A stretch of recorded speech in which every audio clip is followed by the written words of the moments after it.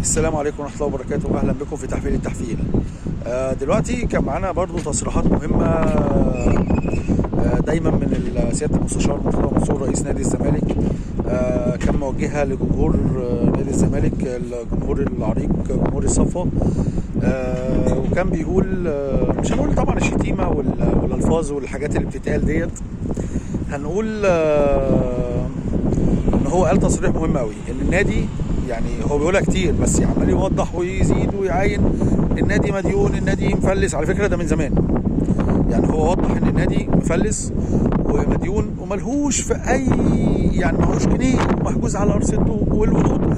وفي نفس الوقت كان بيوعد بان في مليارات وفي ملايين وبتاع، وبيحاول يعني يلبس الازمه لاي حد، ومش قادر يدرك ان الازمه دي هو سببها. يعني كل المشاكل الماليه والاداريه دي هي موجوده بسببها، ولكن هو الاسد وهو الفظيع الجامد جدا يعني.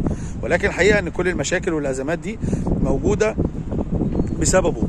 كل المشاكل والازمات دي موجوده عشان هو يعني اداريا يعني مش ملهوش، يعني مش تبعه ده الراجل بتاع مشاكل، بتاع قضايا، بتاع مجلس شعب، سياسه.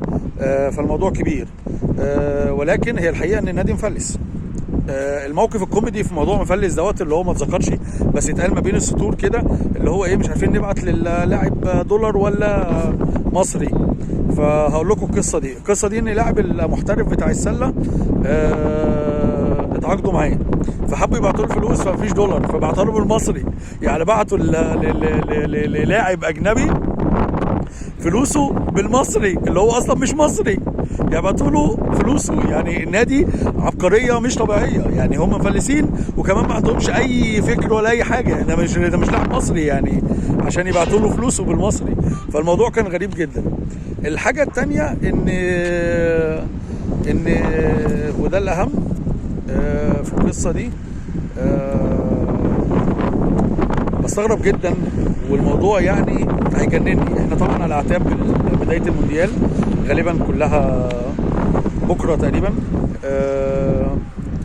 وطبعا المونديال ده متحضر له كويس جدا، المونديال ده معمول فيه شغل عالي جدا جدا جدا، وحاجه ان شاء الله تشرف العرب وتشرف كل الناس يعني. هيبقى ان شاء الله من افضل المونديالات.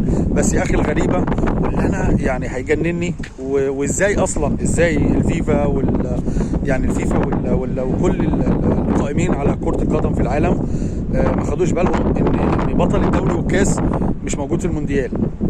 ازاي بطل الدوري والكاس في مصر مش موجود في المونديال؟ يعني دي حاجة غريبة جدا يعني.